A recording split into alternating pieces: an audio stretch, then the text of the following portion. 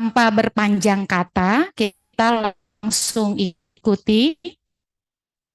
Mohon maaf ini. Ya.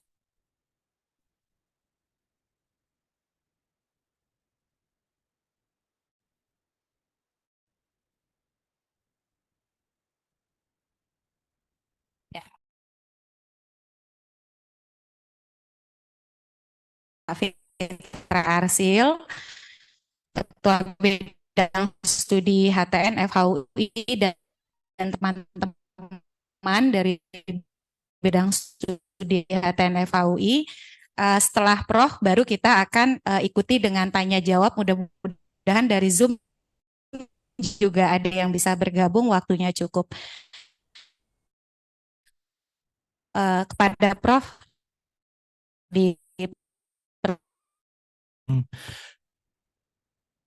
Pagi ini kita ke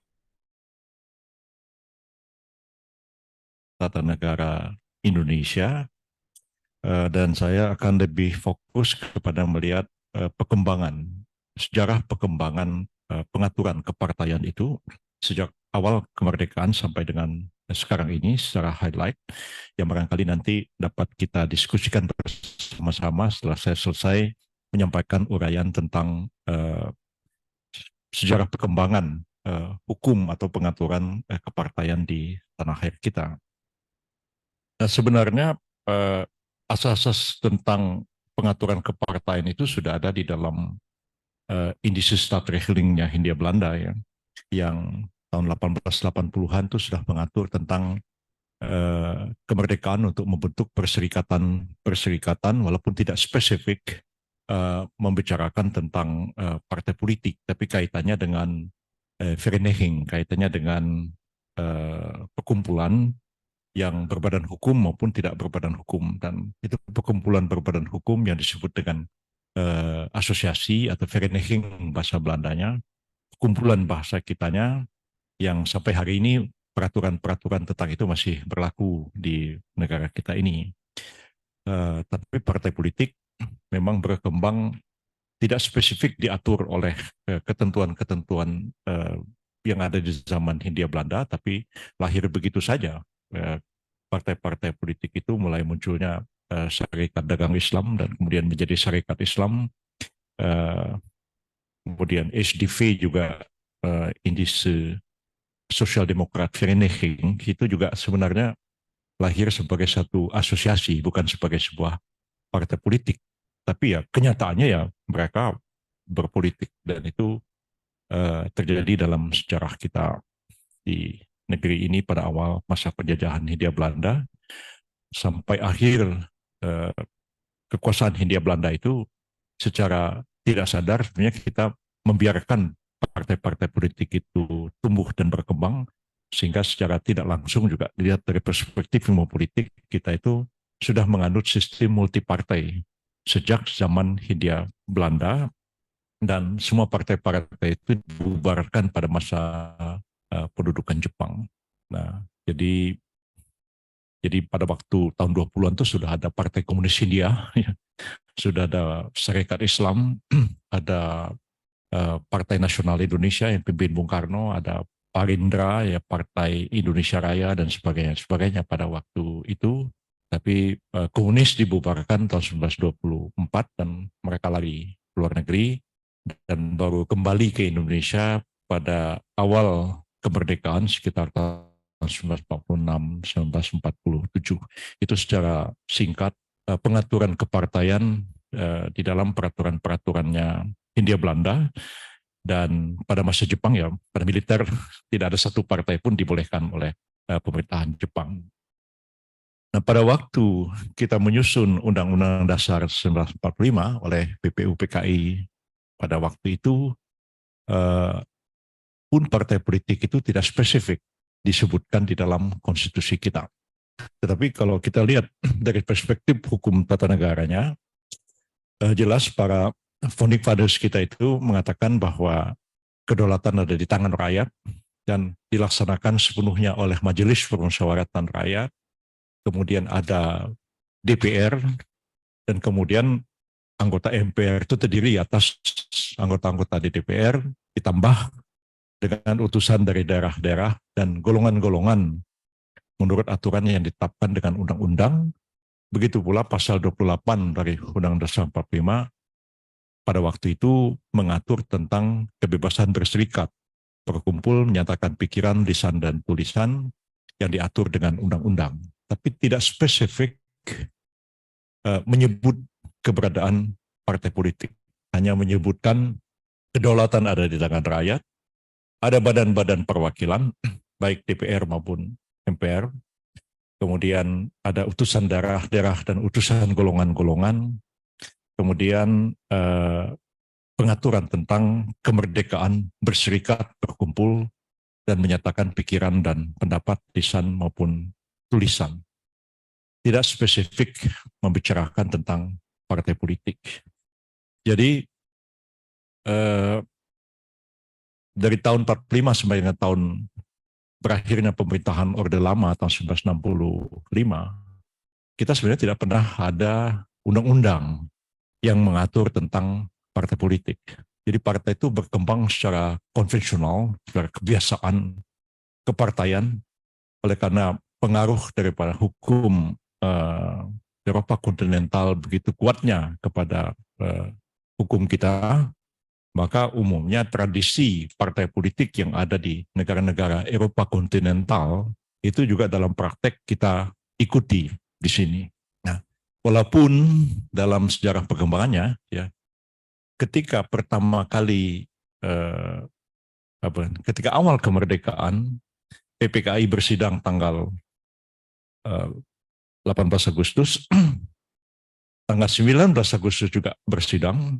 Nah, tanggal 18 Agustus itu diambil keputusan ketika mengesahkan Undang-Undang Dasar 45, keputusan PPKI untuk mendirikan hanya satu partai politik, namanya Partai Nasional Indonesia, PNI, ya, yang dalam bahasa zaman itu disebut dalam bahasa Belanda PNI Staatsparty, PNI Partai Negara, ya. Diputuskan oleh sidang PPKI dan partai itu dipimpin oleh Soekarno-Hatta. Dan di daerah-daerah sudah mulai dibentuk sejak sidang PPKI 18 Agustus itu. Sebagai satu contoh, PNI Staatsparty Jakarta dipimpin oleh Mr. Wilopo dan PNI Makassar dipimpin oleh Manai Sofyan. Jadi mungkin saudara ingat ada bintang film Sofan Sofyan, itu bapaknya Manai Sofyan yang mendirikan PNI Staatsparty di Makassar pada tahun 1945 itu. Tapi rupa-rupanya ya keberadaan dari PNI Staatsparty itu ditentang oleh banyak pihak. Ya, saya sempat menginterview salah seorang tokoh yang keras sekali mengkritik keberadaan PNI Staatsparty itu di Badan Pekerja Komite Nasional Indonesia Pusat, KNIP, yaitu Mr. Safrudin Prawira Negara. Dan saya tanya Pak Syaf, kenapa ada kritik? Dia bilang, ya, adanya Staatsparty kan ini negara komunis, dia bilang, negara totaliter, negara diktator. Kita kan mau merdeka sebagai sebuah negara demokrasi. Tidak mungkin dalam negara demokrasi itu ada hanya ada satu partai politik yang disebut dengan Staatsparty itu. Nah, jadi karena ada penolakan seperti ini, pada akhirnya dalam praktek ya keberadaan PNI Staatsparty itu tidak jalan, walaupun Manai Sofyan dan Wilopo sudah mendirikan pengurus di Jakarta dan di Makassar, juga di tempat-tempat lain di seluruh Indonesia. Jadi partai-partai politik akhirnya lahir dengan sendirinya. Dan yang pertama kali muncul justru PKI. Ya. PKI pertama kali muncul mendeklarasikan pada tanggal 21 September tahun 1945 dan ketuanya adalah Mr. Muhammad Yusuf. Ya. Tidak begitu banyak dikenal tokoh ini, kemudian dia menghilang begitu saja dan PKI baru kemudian memperoleh kekuatan setelah musuh ya kembali dari Soviet dan tiba-tiba muncul di Jogja pada tahun 1948.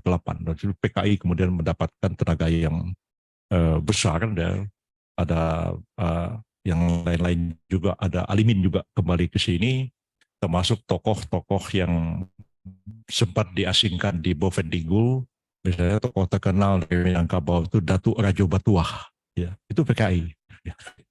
Ya, jadi Datuk Rajo Batuah. Orangnya sholat 5 waktu, sholat Jumat begitu, tapi PKI.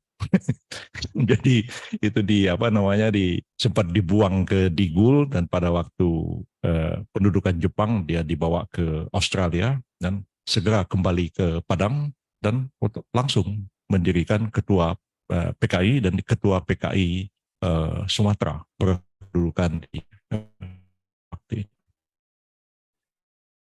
itu di dalam sejarah PKI yang pertama muncul dan PNI muncul lagi sebagai betul PNI di kalangan itu mempersiapkan sebuah kongres di Yogyakarta, Kongres Umat Islam yang pertama KUII awal November tahun 1945 dan kemudian memutuskan mendirikan hanya satu partai politik Islam, Partai Politik Islam Indonesia Masyumi namanya pada waktu itu. Jadi Masyumi itu sebuah organisasi federasi sosial keagamaan non politik sebenarnya pada waktu Jepang uh, itu namanya Masyumi yang karena kolaborasi dengan Jepang pada waktu itu. Jadi saya sempat interview beberapa tokoh yang mendirikan Masyumi itu Muhammad Natsir, Abu Hanifah dan lain-lain. Kenapa namanya Masyumi? Saya bilang itu supaya enak di telinganya orang Jepang katanya. Jadi karena Masyumi itu nama gadis Jepang ya. Masyumi, Mayumi itu nama perempuan kalau di Jepang. Jadi tahun 42 itu supaya enak-enak di telinganya Jepang ya disebut Majelis Syuro Muslimin Indonesia disingkat Masyumi. Jadi Jepang pun ya senang-senang lah Jepang kan. Manggut-manggut Jepangnya begitu ya. Berdirilah menggantikan Majelis Islam ala Indonesia MIAI sebagai federasi organisasi Islam. Nah, ketika merdeka kita itu sepakat untuk membentuk satu partai politik Islam, namanya Partai Politik Islam Indonesia dalam tanda kutip Masyumi, tapi Masyuminya itu bukan lagi singkatan Majelis Syuro Muslimin Indonesia, terus Masyumi hanyalah sebuah nama. Jadi kalau kita lihat begini, itu sudah terjadi dinamika di dalam masyarakat tanpa pengaturan apapun. Ya, keputusan mendirikan PNI Staatsparti ditolak, lalu kemudian partai-partai bermunculan tanpa aturan apapun. Jadi mekanisme pembentukan partai itu mengikuti tradisi yang berkembang sejak Hindia Belanda maupun juga melihat apa yang berkembang partai politik yang berkembang khususnya di negara-negara Eropa. Tapi di lain pihak ya, selain dinamika politik yang terjadi di lapangan itu juga terjadi dinamika pada UUD 45 sendiri ya. Jadi saudara maklum bahwa UUD 45 itu menganut sistem pemerintahan presidensial ya. Tapi karena pertimbangan politik pada waktu itu ya kita menghadapi sekutu ya yang masuk lagi. So, kita merdeka 17 Agustus ya 29 Agustus pertama kali tentara sekutu itu mendarat di Bandara Kemayoran dengan pasukan payung dan di dalamnya itu tentara Belanda bergabung sebagai bagian dari tentara sekutu tapi masing-masing punya tujuan sendiri. Sekutu itu maksudnya hanya untuk melucuti senjata tentara Jepang karena Jepang menyerah tanpa syarat kepada sekutu kan kita tahu dan tugas dari tentara sekutu adalah melucuti senjata-senjata tentara Jepang dan kemudian menangkap tokoh-tokoh militer Jepang dan kemudian kita tahu diadili di pengadilan Tokyo sebagai penjahat perang. Kebetulan saya tetangga saya di Chiba di Jepang itu ada ditulis depan rumahnya itu Maeda. Jadi saya tanya apa hubungannya dengan Laksamana Maeda dan dia bilang masih keluarga. Jadi saya pernah mempelajari tentang Laksamana Maeda itu yang mungkin tanpa dia kita tidak merdeka. Ya. Jadi rumah Maeda itu di sebelah gereja di Menteng itu ya Taman Suropati.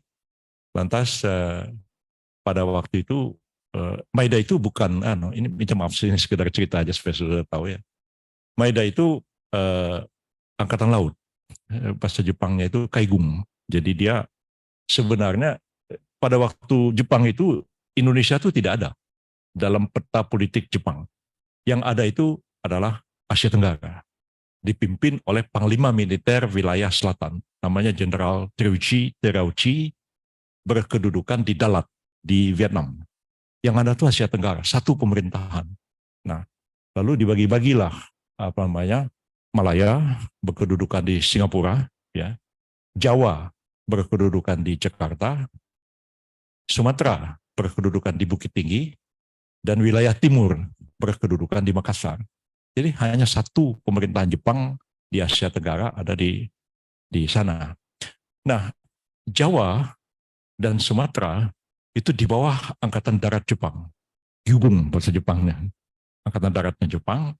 Sedangkan Indonesia bagian timur itu di bawah Kaigung, di bawah Angkatan Laut. Nah, antara kekuasaan Angkatan Laut dan Angkatan Darat ini ada konsul. Maeda itu adalah konsul dari pemerintahan Angkatan Laut di Makassar di Jawa. Maka kantornya di Gunung Sahari yang ada tempatnya Angkatan Laut itu. Dan saya sempat menginterview Sekretaris Laksamana Maeda itu Sigit Tada Nishijima, seorang kolonel yang mengatakan kami menduduki Sulawesi, tidak satu pun orang Sulawesi yang kami tembak.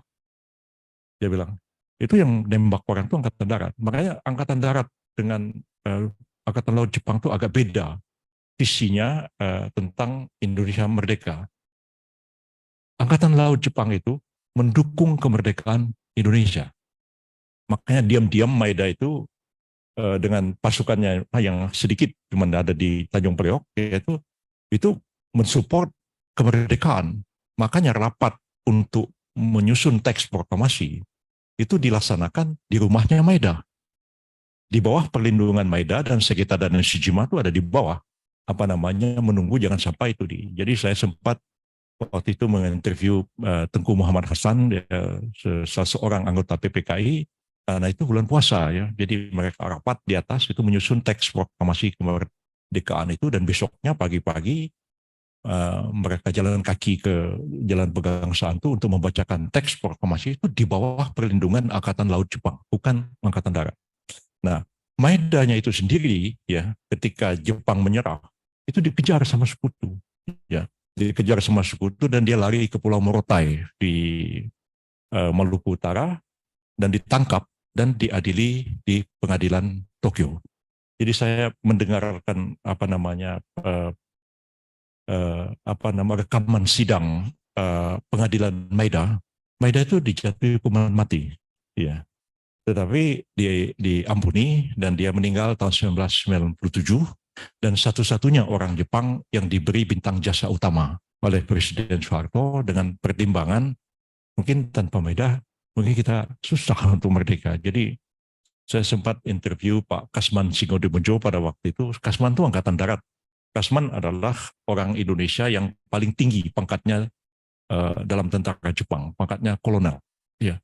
Jadi kalau Pak Harto itu jauh, Sudirman pun jauh di bawahnya Kasman. Ya, Kasman itu kolonel dan dia komandan garnizon tentara Jepang di Jakarta. Makanya Kasman lah yang menjaga proklamasi itu sama Maeda, dan kita proklamasikan kemerdekaan itu. Jadi itu satu gambaran cerita aja bahwa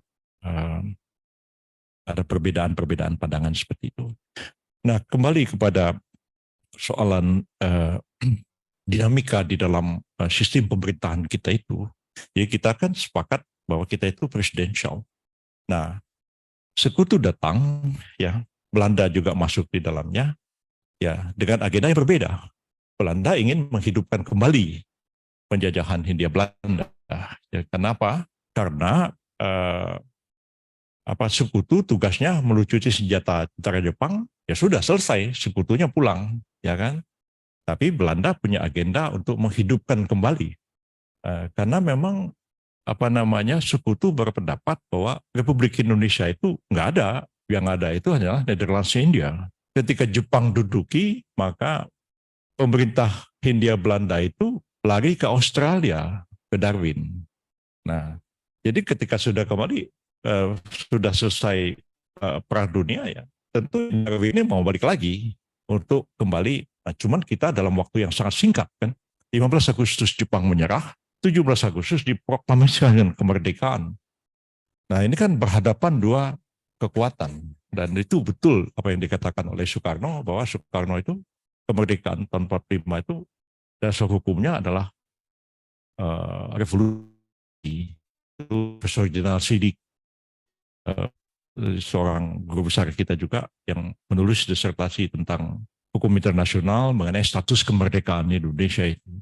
Dasarnya adalah revolusi. Jadi teorinya itu teorinya Ivo Jennings dan lain-lain mengatakan revolusi yang jaya itu menghasilkan pemerintahan yang sah. Ya, begitu juga konstitusi itu bisa juga diubah dengan cara revolusioner, gitu ya. Ya, revolusi yang sah dia melahirkan sebuah konstitusi yang berbeda. Karena itu dulu saya agak berbeda pendapat dengan Profesor Djoko Sutono yang patung di depan itu, karena beliau mengatakan bahwa dekret Presiden 5 Juli 59 itu adalah Noodstadrecht dan Staatsnoodrecht. Jadi negara dalam keadaan hukum negara dalam keadaan darurat atau negaranya dalam keadaan darurat, maka Presiden mendekretkan berlakunya UUD 45, membubarkan konstituante, kata Djoko Sutono, itu sah berdasarkan hukum tata negara darurat atau negara dalam keadaan darurat. Tapi saya mengatakan tidak. Ya. Dekret Presiden 5 Juli 59 itu sebenarnya adalah sebuah revolusi hukum. Ya. Dan tergantung, kalau revolusi hukum itu harus dilihat secara post factum, bukan pada saat dia terjadi. Apabila revolusi itu bisa dipertahankan, ya, maka revolusi itu sah. Walaupun revolusi itu pada awalnya menggunakan cara-cara kekerasan dan tidak sah. Jadi, saudara bisa bayangkan, andai kata Bung Karno, Bung Hatta, 17 Agustus 45 memproklamirkan kemerdekaan, dan kita tidak bisa mempertahankan kemerdekaan itu, maka Soekarno-Hatta itu bisa diadili sebagai penjahat perang oleh tentara sekutu maupun oleh Belanda. Jadi dasarnya adalah revolusi yang berhasil menciptakan pemerintahan yang sah. Nah, makanya saya satu hari, ini cerita lucu-lucu, sedang sidang kabinet, jadi di sini Gus Dur, sini Bu Mega, sini saya. Ya sebelahnya sidang kabinet ya meja bulat begitu, bundar begitu. Jadi tiba-tiba Gus Dur mau keluarkan dekret, ya mau membubarkan DPR, MPR. Dia bilang DPR itu taman kanak-kanak segala macam gitulah. Ya, dia bilang bahwa mau menghidupkan TAP 25 yang melarang Marxism Leninism segala macam gitu. Jadi ditanyalah pendapat anggota kabinet satu-satu. Saya menjawab begini, ini saya Menteri Kehakiman, saya harus memberikan satu pendapat hukum tentang rencana Presiden untuk melakukan dekret itu. Saya uraikanlah bagaimana revolusi itu harusnya post factum segala macam begitu ya. Dan saya bilang tahun 45, tahun 59 itu beda. 59 itu saya tahu dari Jenderal Nasution bahwa militer itu mendukung dekret dan militer itu mengambil langkah-langkah pengamanan. Jenderal Nasution keluarkan SOB di Jakarta, tidak boleh ada orang kumpul, jam malam diberlakukan, koran diberangus, ya, TV belum ada, ya, radio swasta belum ada, satu-satunya Umaner RI. Nah, dalam keadaan seperti itu, Nasution umumkan SOB, ya, Stad van Oorlog en Beleg, itu negara darurat, ya, keadaan darurat. Jenderal Nasution bawa truk militer angkut orang dari Cimahi, teriak-teriak di Bandung, bubarkan konstituante, dekretkan UUD 45 tanpa perlawanan. Dalam situasi seperti itu didekretkan berlakunya Undang-Undang 45 dan Soekarno bisa pertahankan itu. Udah. Saya bilang, saya mohon maaf Pak Presiden Abdurrahman Wahid, di sini ada Panglima TNI Widodo AS, ada Menko Polhukam Susilo Bambang Yudhoyono, ada Agung Gumelar, semua tidak setuju adanya dekret. Apakah dekret yang revolusioner itu bisa terjadi tanpa dukungan militer? Saya pesimis. Itu saya kemukakan. Jadi habis itu Gus Durnya marah, ya jadi ya marah. Jadi ceritanya begitu marah segala macam. Banyaklah saya ngomong ke situ, saya advis lah kepada Gus Dur jangan melakukan dekret karena itu tidak ada dasar hukumnya dan kondisi politik tidak mendukung. Ya, bagaimana Presiden bisa mengatakan DPR MPR harus dibubarkan, sementara saya mundur jadi calon presiden supaya Anda bisa jadi presiden gitu. Oleh MPR itu, Bu Mega senyum-senyum, Bu Mega sebelah saya begitu. Jadi ya apa sebenarnya terjadi? Nah, jadi akhirnya ya Gus Durnya marah-marah, ya marah-marah, saya keluar aja, saya diuber-uber sama SBY sama apa namanya Agum sama Widodo AS. Dia bilang, bos jangan cepet-cepet jalannya. Ya saya mau pulang, saya bilang, kenapa buru-buru? Ya paling juga saya dipecat sama Gus Dur, selesai urusan. Saya bilang kan, tadi itu benar itu omongan itu. Lu kenapa nggak membantah? Ya kita ini kan prajurit, mana bisa kita melawan panglima tertinggi. Nah jadi itu kadang-kadang nggak berani juga kita pengen begini, walaupun ya kalau saya Gus Dur ya saya enak aja ngomong sama dia, tapi ya tentara itu ya format. Ya, ya namanya orang jadi presiden ya walaupun ya matanya nggak ngelihat ya presiden dia kan ngomong-ngomong apa kita yang melek ini ya nggak ada apa-apanya dibandingkan gitu. Nah jadi eh, apa namanya eh, setelah kita 45 itu eh, merdeka nyatakan presidensial, nah kita menghadapi sekutu ya tentara kita tidak cukup kuat untuk frontal menghadapi Belanda dan diplomasi kita di bawah tekanan. Nah, jadi Soekarno-Hatta dianggap orang yang kolaborasi dengan Jepang pada waktu itu. Siapa yang bisa berunding dengan sekutu? Adalah orang yang tidak bisa bekerja sama dengan Jepang. Lalu mereka bilang siapa orangnya? Orangnya Syahrir. Nah, maka dibentuklah kabinet namanya kabinet parlementer di bawah pimpinan Perdana Menteri Sultan Syahrir. Yang kita nggak ada dalam UUD 45, tapi itu diterima dalam praktek dan Pak Suni waktu mempertahankan disertasi di Fakultas Hukum kita ini tahun 63 ya, mengatakan perubahan itu terjadi karena constitutional convention, karena dalam praktek dia diterima. Jadi, nah perubahan itu ya dari presidensial ke parlementer itu kan mengakibatkan ini Perdana Menterinya tanggung jawab sama siapa? Kan gitu kan? Nah, maka status KNIP berubah. KNIP yang semula dikatakan Komite Nasional Indonesia Pusat itu membantu presiden. Jadi sebelum terbentuknya DPR dan lain-lain itu, kekuasaannya dijalankan oleh presiden dengan bantuan sebuah komite nasional. Nah, komite nasional itu dibentuk ya untuk membantu presiden. Nah, komite nasional itu dibentuk tanggal 29 Agustus tahun 1945 dan sidang pertama kali di gedung kesenian apa namanya itu yang di seberang Pasar Baru itu yang sebelah kantor pos. Nah, ya disitulah sidang dan sidang itu terpilih menjadi ketuanya adalah Mr. Kasman Singo Dimejo dan setelah itu sidang-sidangnya di uh, Balai Muslimin namanya Panti Asuhan Muslimin kalau di dekat Senen situ. Disitulah mereka bersidang KNIP.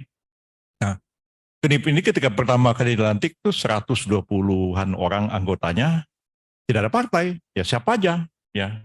Bahkan Muhammad Nasir cerita sama saya, dia malam itu katanya menemani Kahar Muzakir, bukan Kahar Muzakar ya, Kahar Muzakir.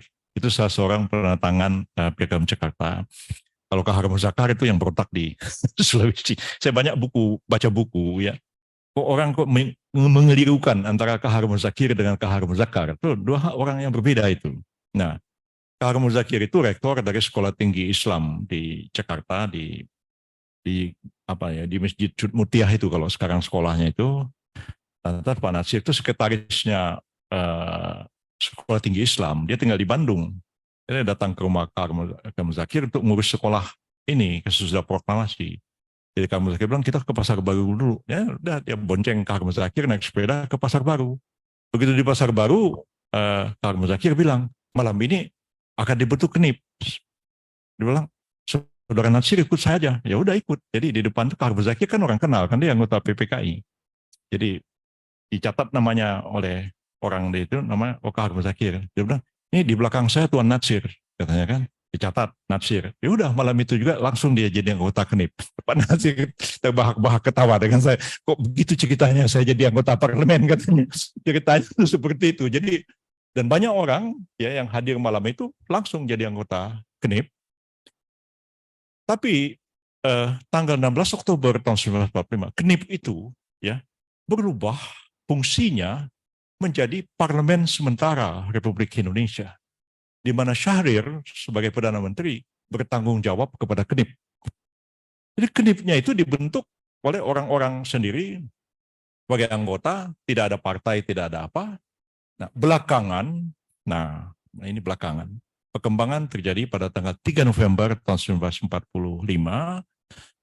Nah, 3 November 45 itu ada maklumat wakil presiden yang ditandatangani oleh Muhammad Hatta. Ada dua maklumat yang terkenal dalam sejarah kita pada awal kemerdekaan, itu maklumat 16 Oktober tentang perubahan sistem presidensial menjadi parlementer, dan maklumat 3 November 45 tentang pemilihan umum dan pembentukan partai-partai politik.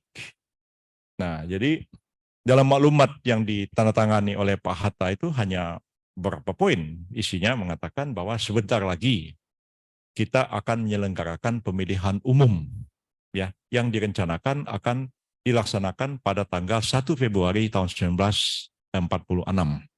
Ya.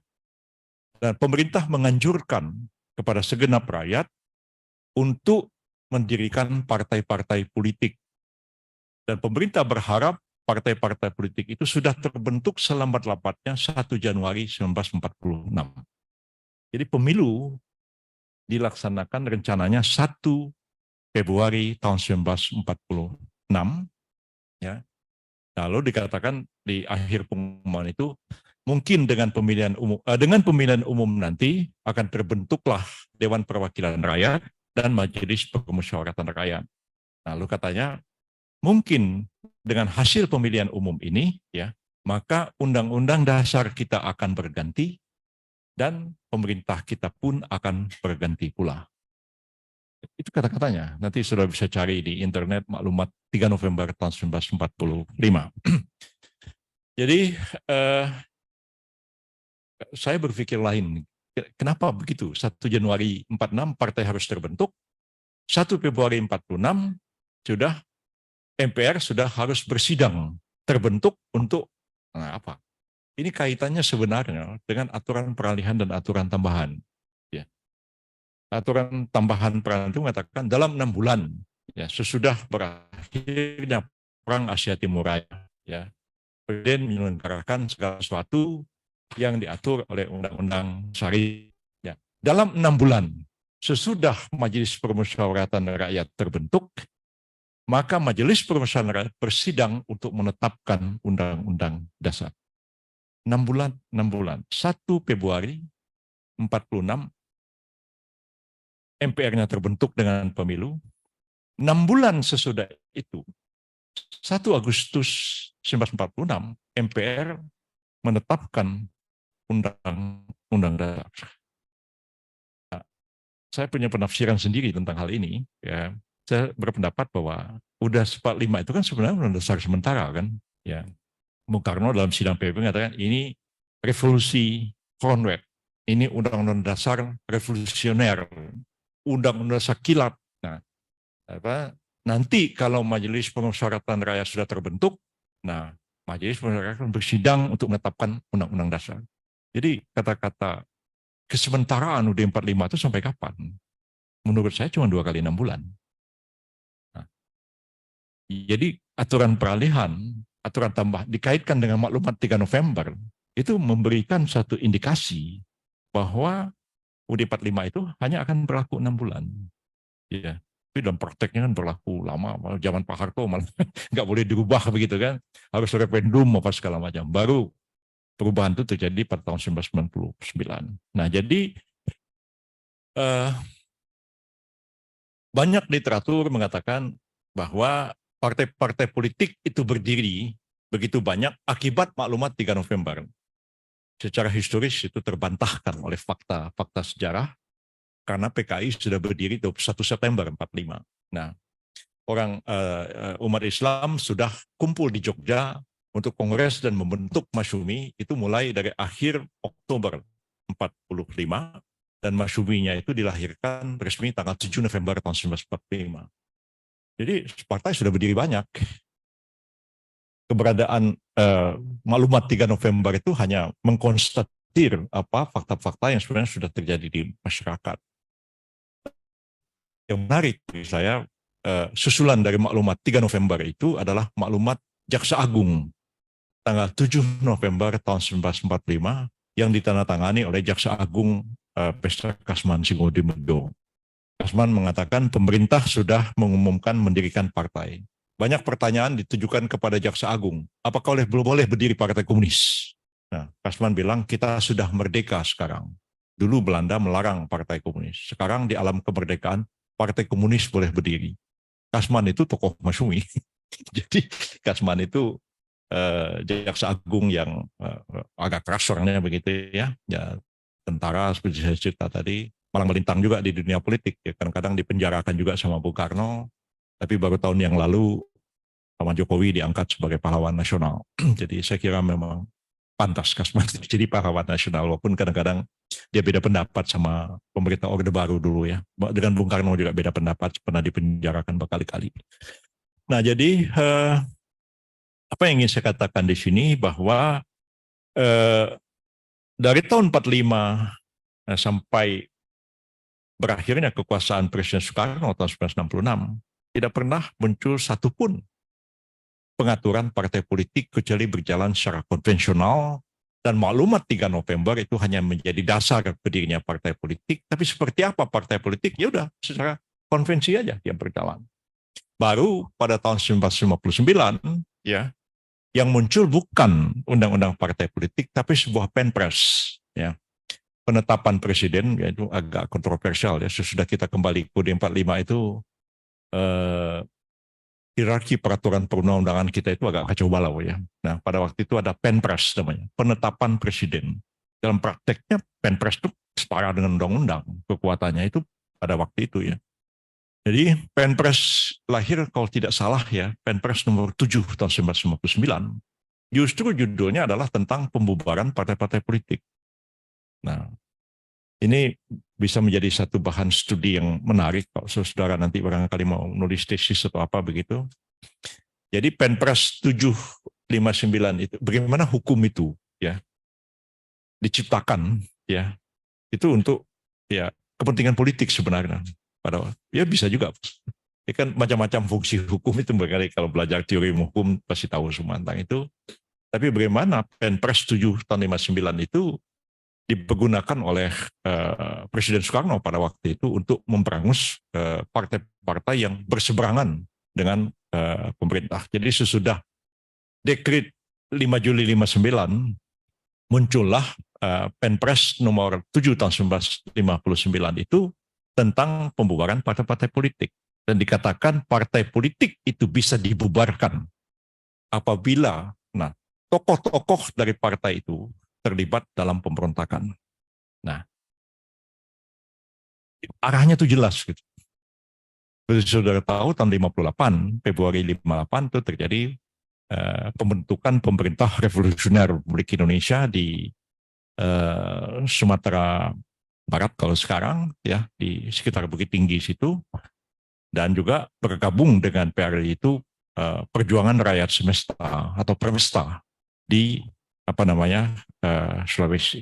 Maka selalu dibilang PRRI Permesta. Ini sebenarnya gerakan militer. Mula-mula itu militer bergerak di sana menentang konflik internal militer mulanya itu antara para kolonel di Sumatera dan Sulawesi berhadapan dengan Kolonel Hana Sution di pusat. Ini mulanya internal mereka melebar kemana-mana. Lalu ada ketidakpuasan di daerah-daerah. Lalu mereka mulai menentang pemerintah pusat, apalagi pada tahun 58 itu Presiden Soekarno menunjuk Insinyur Juanda sebagai Perdana Menteri itu dengan cara-cara yang tidak menurut mereka ya tidak konstitusional. Jadi Juanda itu sebenarnya orang non-partai. Nah tahun 58 itu kan ada DPR hasil pemilu, ya kan? Nah DPR hasil pemilu itu ada kabinet dibentuk, itu kabinet Ali Rum Idham, kabinetnya PNI, Masyumi, NU. Jadi kabinetnya Ali Sastro Amijoyo, Perdana Menterinya, Wakil Perdana Menterinya Muhammad Rum, dan Wakil Perdana Menterinya lagi Kiai Haji Idham Halid dari NU. Ya, dibentuklah kabinet itu. Nah, kabinet itu jatuh, ya. karena di mosi tidak percaya di DPR. Lantas kemudian Bung Karno menunjuk kabinet darurat ekstra parlementer namanya. Ditunjuklah Juanda di luar kabinet. Jadi saya sempat mengkonfirmasi apa namanya ucapan seorang tokoh politik zaman itu namanya Mawardi Nur, sudah meninggal orangnya sekarang.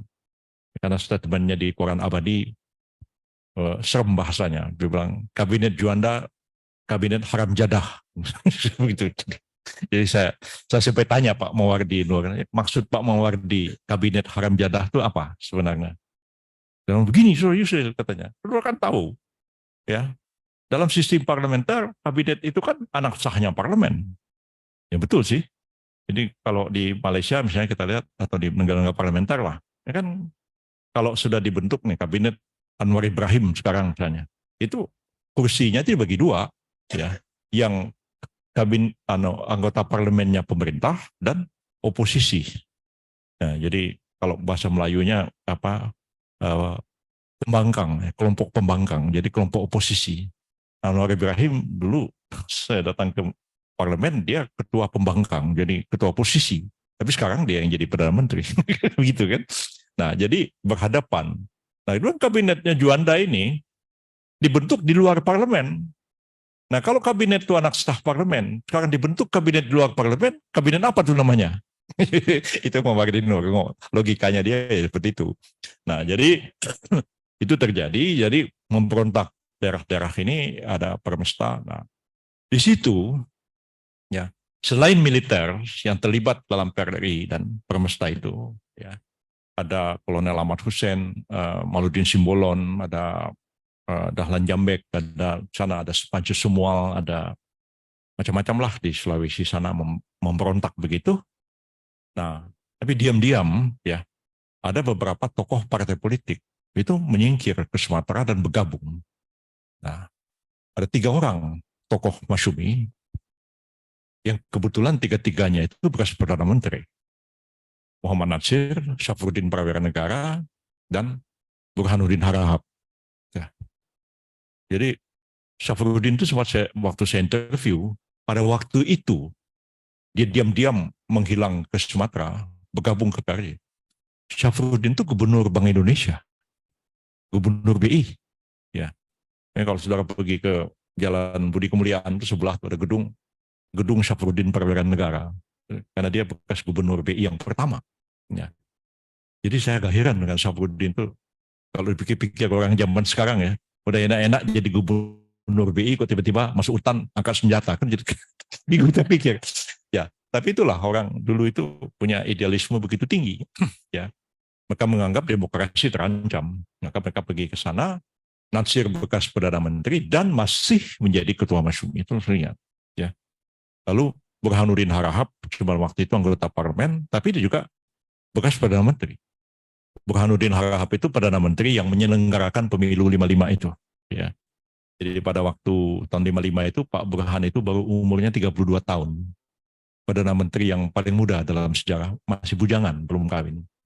Jadi Perdana Menteri dan semua Perdana Menteri nggak bisa bikin pemilu, dia bisa bikin. Itu Burhanuddin Harahap itu agak unik orangnya. Diam-diam nyingkir ke sana. Jadi, dan kita tahu ini sebenarnya Masyumi pada waktu itu, nah, oposisi keras kepada Soekarno karena mereka menentang Nasakom.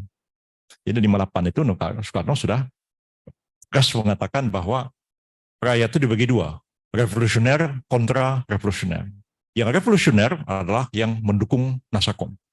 Yang tidak mendukung Nasakom itu kontra revolusi. Jadi mulai agak dibelah begitu. Selain Masyumi, ya ada tokoh-tokoh PSI. Walaupun bukan tokoh terasnya, ya, yang menyingkir ke Sumatera, setahu saya cuma 2 orang. Pertama adalah Sumitrojoyo Hadikusumo, ya, bapaknya Prabowo Subianto, ya, tokoh PSI, Menteri Keuangan di zaman Kabinet Natsir dan lain-lain, diam-diam juga bergabung ke PRI. Dan satu lagi guru saya, Sultan Takdir Ali Syahbana, saya seorang penyair, sastrawan dulu, guru saya di jurusan filsafat di Fakultas Sastra. Jadi bergabung ke sana. Nah, juga Partai Kristen Indonesia tokoh-tokohnya antara lain adalah Master Saladin Sarumpait. Itu bapak dari Ratna Sarumpait yang sangat terkenal itu. Ya, itu Saladin Sarumpait. Jadi dia punya anak satu dulu, tetangga saya Mutiara Sani. Jadi itu juga anaknya Saladin Sarumpait. Ya, istri dari apa? Asrul Sani kalau nggak salah, sutradara film pada waktu itu. Jadi nyingkir ke sana dan jadi kita sudah tahu sebenarnya Penpres nomor 7 itu arahnya kemana. Nah, bagaimana menjadi dasar untuk membubarkan dua partai yang sangat utama pada waktu itu.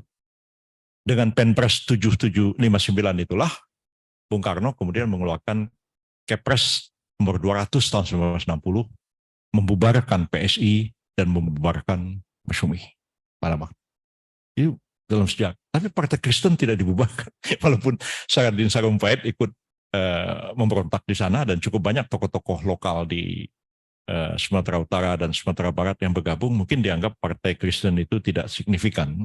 Jadi tidak dibubarkan, tapi yang oposan menghadapi Soekarno itu adalah tokoh-tokoh Masyumi dan tokoh-tokoh PSI. Dan tokoh-tokohnya pun sesudah PRRI itu di amnesti ya, ditangkapi semua. Jadi Natsir, Syafruddin, Burhanuddin Yunan Nasution, Isa Ansori, begitu juga orang-orang PSI ya, Subadio, Sostro Satomo, Muhtar Lubis, pemimpin Koran Indonesia Raya itu tangkapin semua dan dipenjarakan. Sultan Syahrirnya pun dipenjarakan di sebuah pulau di Banten sana. Pulau itu sampai sekarang disebut orang Pulau Syahrir. Jadi dan Syahrir dipenjarakan sampai meninggal di situ. Padahal ini semua saya kadang-kadang tidak mengerti ya. Politik ini kadang-kadang seperti itu ya. Teman sendiri juga di berangos kayak begitu. Bagaimana Natsir dengan Soekarno itu begitu rapat pada awal kemerdekaan. Syahrir dengan Bung Karno, bisa-bisa Syahrir dipenjarakan di pulau begitu, di bawah tanah lagi dipenjarakan sampai sakit paru-paru, dibawa ke Swiss, meninggal. Nah, jadi ya itulah terjadi dalam politik kita. Nah, pada waktu itu disebutkan bahwa partai-partai itu bisa dibubarkan apabila pemimpin-pemimpinnya terlibat dalam pemberontakan. Masih ada perlawanan pada waktu itu dari Muhammad Rum, ya, mengatakan pada waktu Penpres ini diterbitkan, ya, itu Muhammad Nasir, Burhanuddin Harahap dan Syafruddin itu tidak lagi menjadi pimpinan Masyumi, sudah diganti oleh Prawoto Mangkusasmito dan Yunan Nasution, sekretaris jenderal dari Partai Masyumi. Waktu itu Soekarno sempat agak menahan ini, menahan pembubaran Masyumi itu. Dan juga itu rupanya atas permintaan dari Jenderal Nasution. Coba dipelajari betul. Nah, Bung Karno tidak hilang akal, ya. Bung Karno meminta fatwa kepada Mahkamah Agung. Nah, jadi bukan tokoh-tokoh, pemimpin partainya itu terlibat dalam pemberontakan. Jadi waktu itu Muhammad Rum mengatakan Natsir, Syafruddin, Rum tidak lagi jadi pimpinan partai, sudah diganti. Nah, Bung Karno meminta pendapat kepada Mahkamah Agung, dan Ketua Mahkamah Agungnya itu guru besar kita di sini, Profesor Wiryono Projodikuro. Ya. Jadi Profesor Wiryono mengeluarkan pendapat hukum. Kata Profesor Wiryono, yang dimaksud dengan pemimpin-pemimpin partai bukan saja orang yang duduk dalam pimpinan partai secara formal, tetapi termasuk tokoh-tokoh terkemuka dari partai itu. Nah, Bung Karno dapat angin. Dikeluarkan Kepres 200 mengatakan mulai hari ini membubarkan Partai Masyumi, tapi memerintahkan kepada pimpinan Partai Masyumi untuk membubarkan partainya itu dalam waktu 100 hari kalau tidak salah, 3 bulan gitu, saya lupa persisnya. Nah, kalau tidak dilakukan, maka Masyumi itu akan dinyatakan sebagai partai terlarang. Nah, 2 hari sebelum waktu itu berakhir, maka Prawoto Mangkusasmito dan Yunan Nasution menandatangani menyatakan Masyumi bubar. Jadi saya waktu itu umur 4 tahun.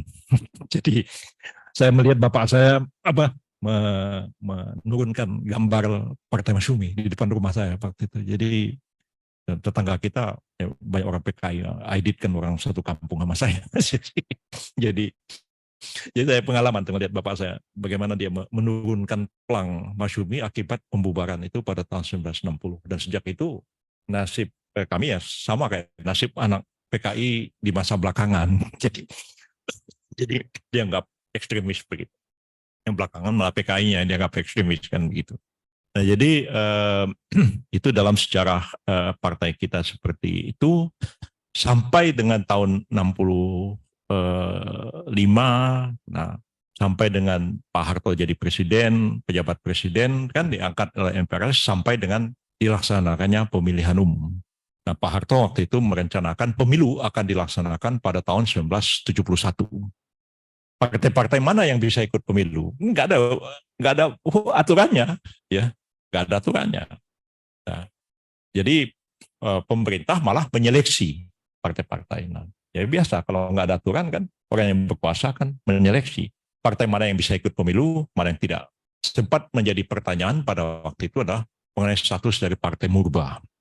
Ya, Murba ini dianggap partai kiri komunis atau tidak. Itu partainya Tan Melaka. Tapi akhirnya Murba disahkan sebagai peserta pemilu tahun 1971, bahkan juga status PNI, ya, yang partainya Bung Karno sendiri, ya, karena PNI itu pada waktu sampai dengan G30 itu pecah dua, ya, ada PNI saya lupa ya namanya, satu lagi itu dibilang PNI ASU.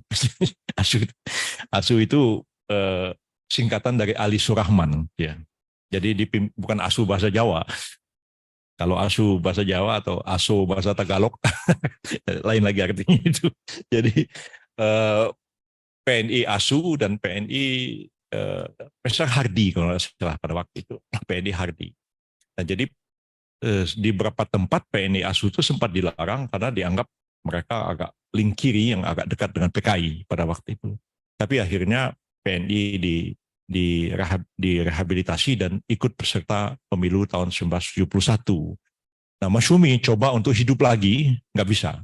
Nah, akhirnya para tokohnya membentuk partai baru namanya Partai Muslimin Indonesia di Malang tahun 68, dan waktu itu yang dipilih jadi ketuanya Natsir, ditolak pemerintah, ya. Muhammad Rum ditolak lagi sama Pak Harto. Nah, jadi karena nggak ada aturan ya tergantung penguasa aja begitu. Siapa yang disenangi, siapa yang nggak disenangi.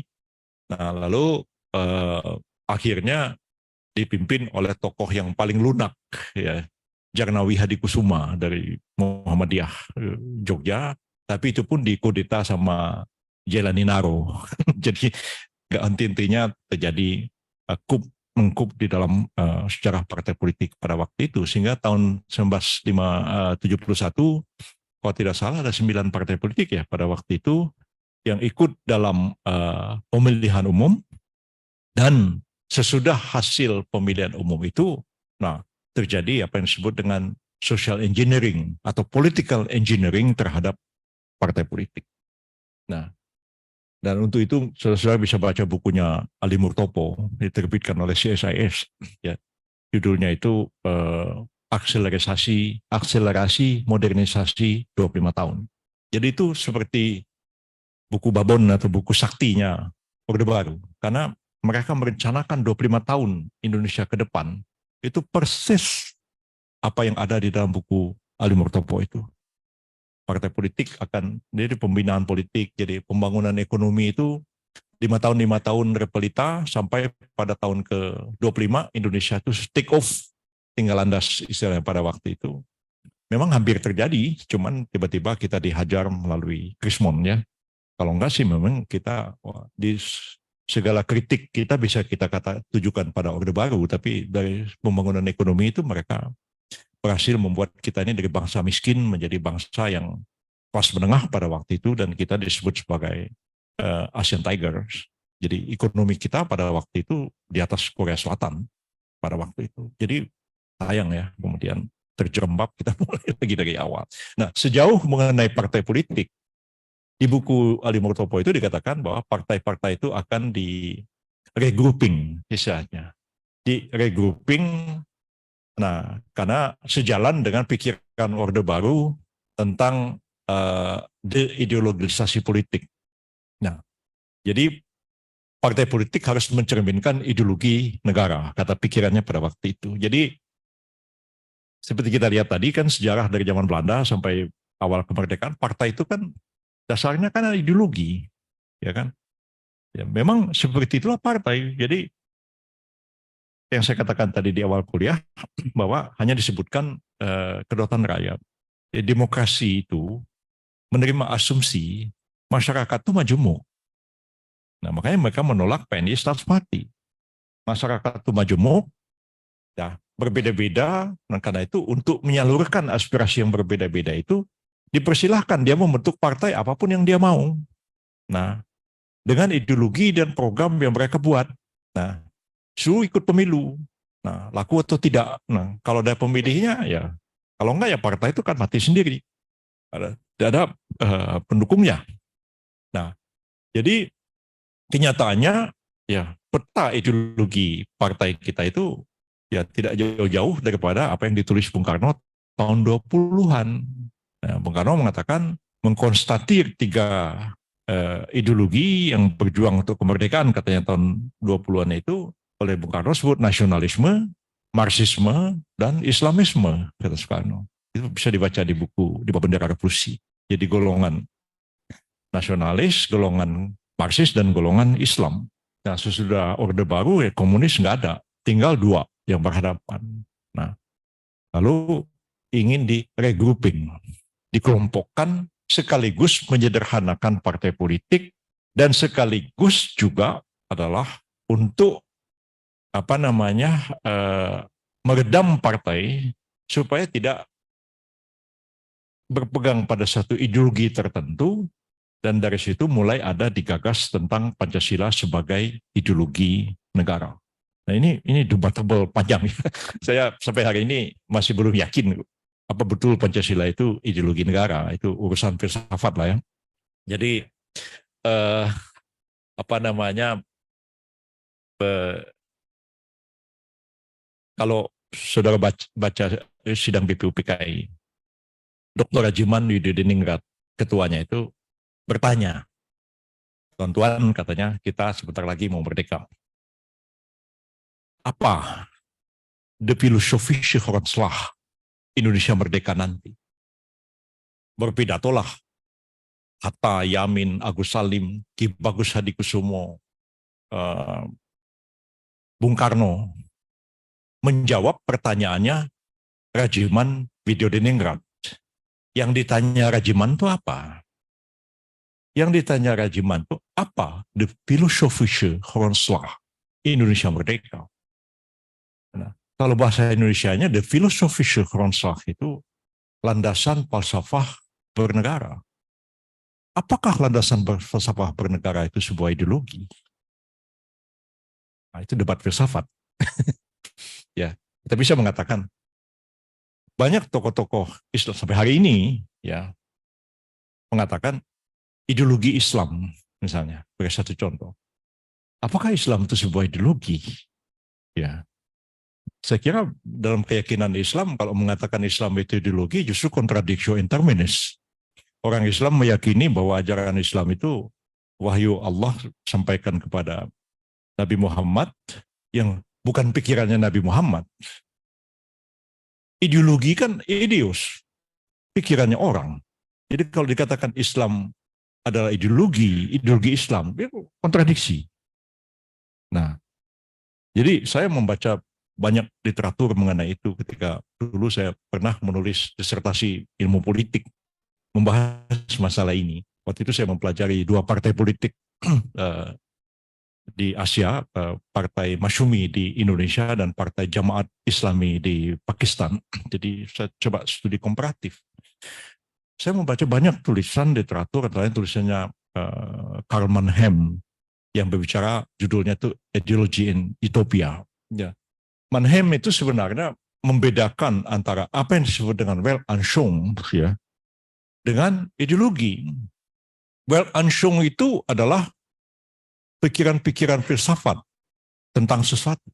Dan dia berbicara sangat general. sangat sistematik, logis secara filosofis. Weltanschauung itu adalah pemikiran filosofis. Ya, kalau saya baca tulisannya Karl Marx, ya, Das Kapital dan lain-lain, itu sebenarnya Marx bukan seorang membentuk ideologi.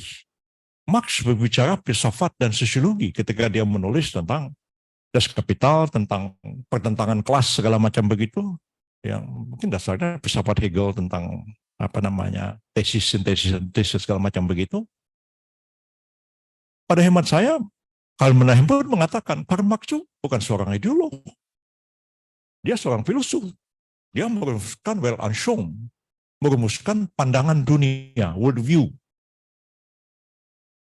Marxism itu, ya, baru menjadi ideologi ketika Lenin, ya, menafsirkannya sebegitu rupa dan dijadikan dasar perjuangan kaum Bolshevik di Rusia untuk merebut kekuasaan. Ketika itu Marxism menjadi ideologi dan disebut dengan Marxism, Leninism. Pikiran-pikiran Weltanschauungnya Karl Marx yang filosofis ditafsirkan Lenin, diformasikan Lenin menjadi sebuah ideologi eksplisit. Dasar perjuangan, programnya apa, tujuannya adalah untuk kaum buruh mencapai kemenangan di Rusia pada waktu itu.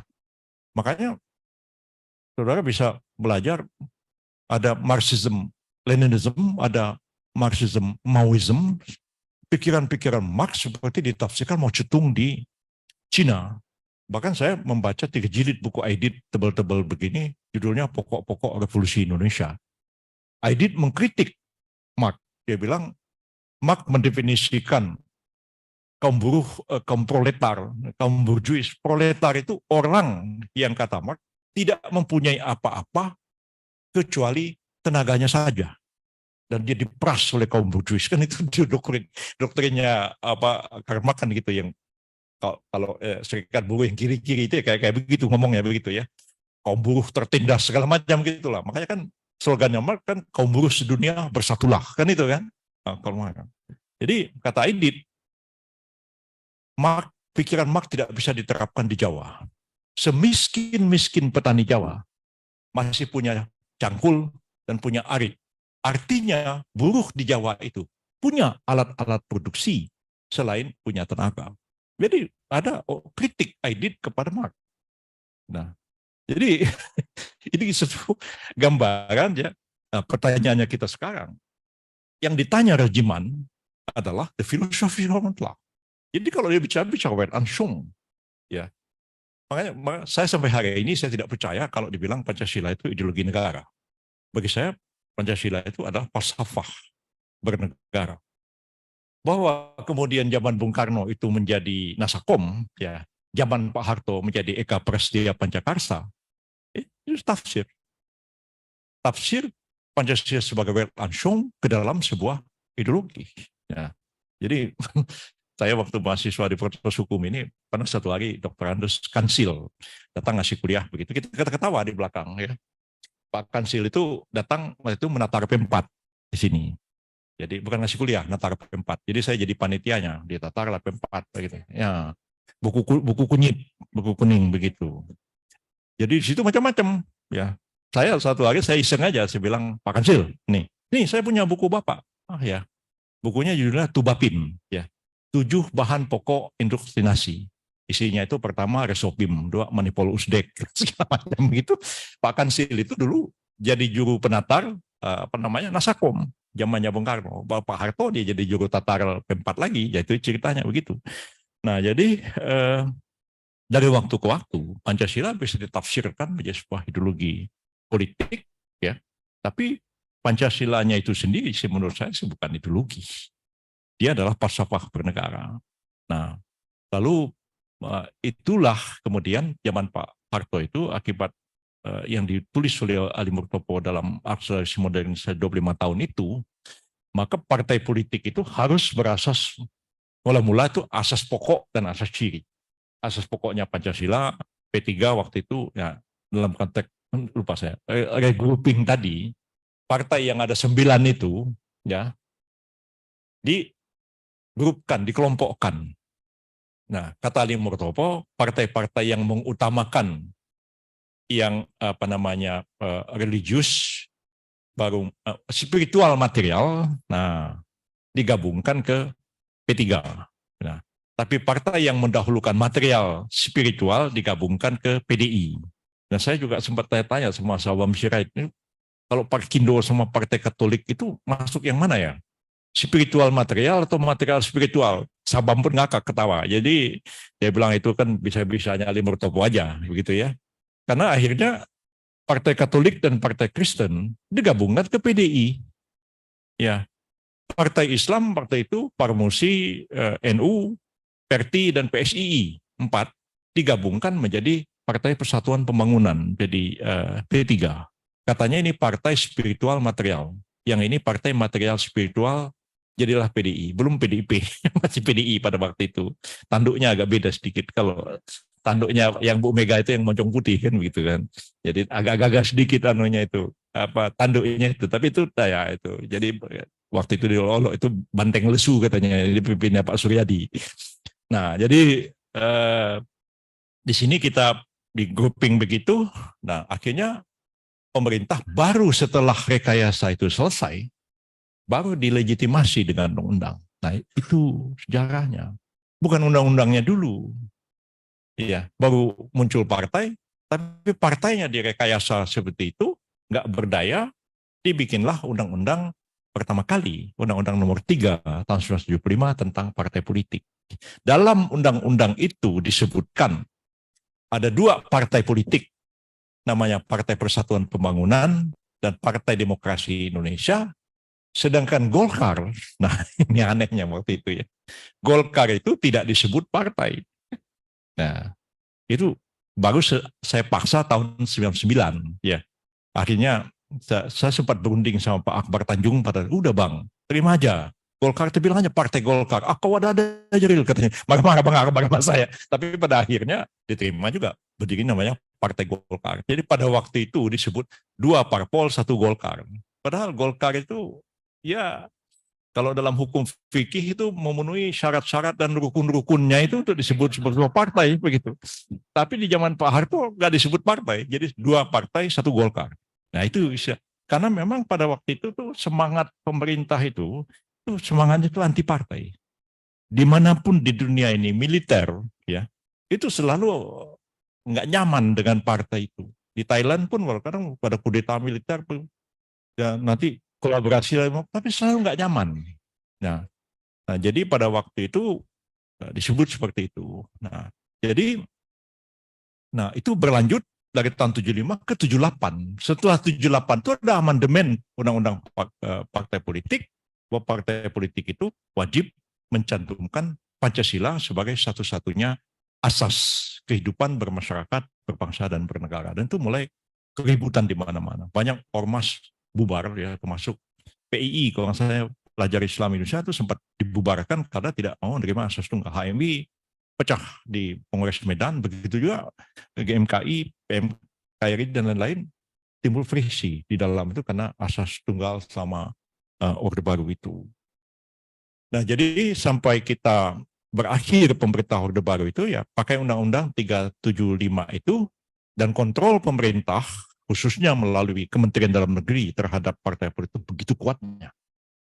Partai nggak bisa berbuat apa-apa. Pak Suryadi itu waktu itu ada kongres di Medan, ya didukung oleh pemerintah, ya, termasuk pada waktu itu Bakhtiar Hamzah itu terpilih sebagai ketua P3 Sumatera Utara, tapi tidak mau disahkan sama Dirjen Sosial Politik Kementerian Dalam Negeri, ya, Haris Sugiman pada waktu itu, sehingga si Bakhtiar Hamzah agak kelimpuan pada waktu itu. Jadi itu latar belakang kita ya.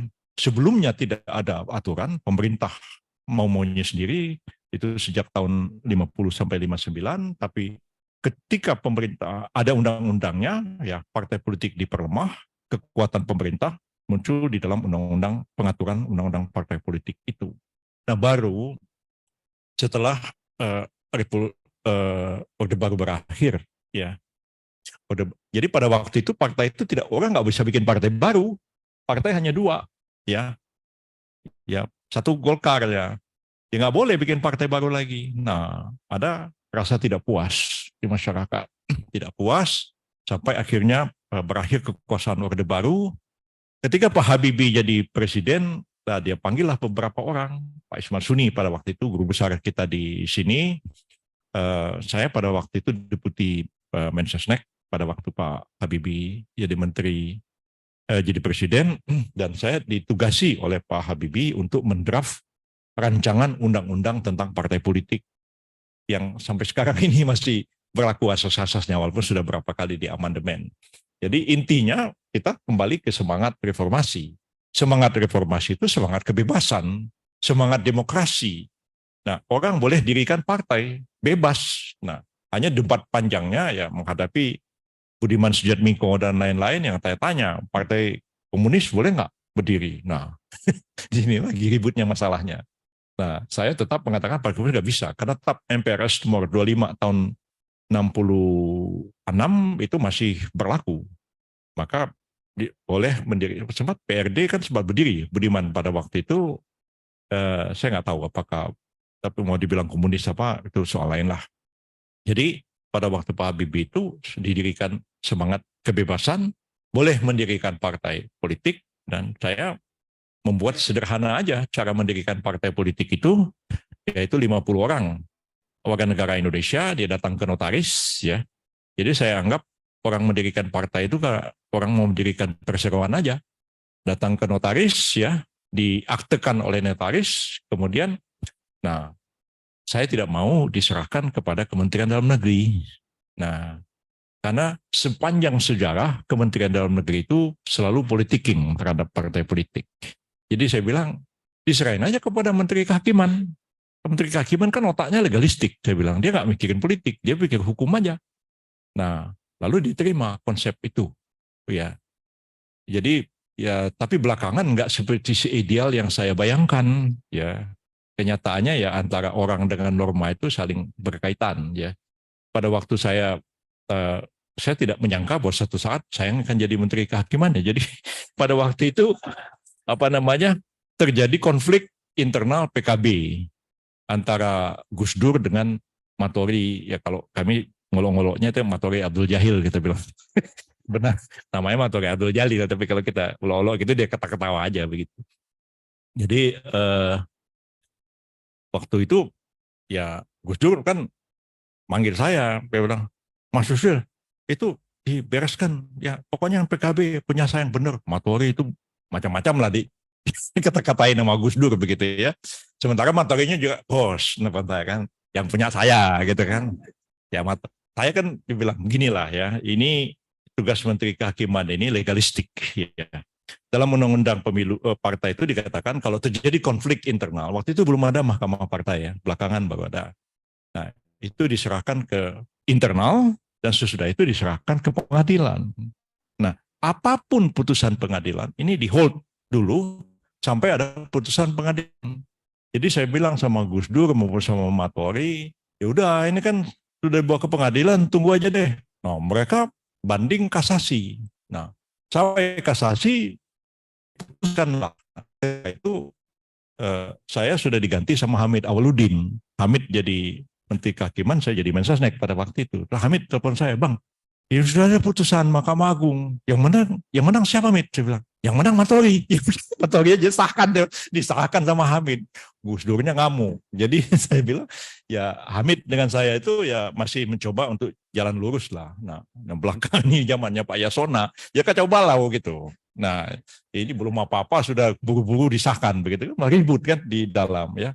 Kemarin juga, nah apa namanya P3 ya, Pak Harso juga telepon saya, Pak Magiono juga telepon, Bang, ini tolong ditengahi. Waduh, gimana ini urusan? Ya, jadi akhirnya ya dua-duanya sih kita ajak ketemu. Dia tercapailah kompromi ya.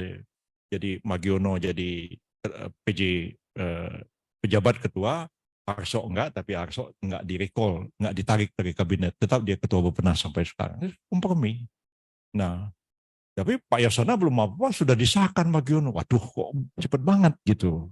Nah, jadi idealnya, tapi sih secara apa namanya pemikiran hukum sih sudah benar bahwa yang partai politik itu kan hanya disahkan sebagai res person, sebagai badan hukum ya oleh Menteri Hukum dan HAM kalau sekarang ini, tapi belakangan kan memang aturannya tambah jelimet, ada verifikasi untuk disahkan sebagai badan hukum, sudah begitu ada verifikasi lagi untuk menjadi peserta pemilu, yang barangkali sih sebenarnya kalau kita bicara jujur-jujur barangkali kan besok kan pendaftaran partai politik nih, ini Pak Agra ini tahu betul ya, dia orang biasa nih. Tapi kalau dibicara jujur di verifikasi mungkin nggak ada satu partai pun yang lolos ya, karena partai politik itu kan harus punya anggota 1.000 per kabupaten kota ya. Nah, Kabupaten Paniai misalnya, Kabupaten Maibrat di Papua sana, Kabupaten Puncak Jaya gitu ya, yang orangnya juga mendaftarkan pemilu ya masih pakai KUTK begitu. Itu satu kabupaten itu penduduknya cuma 6.000.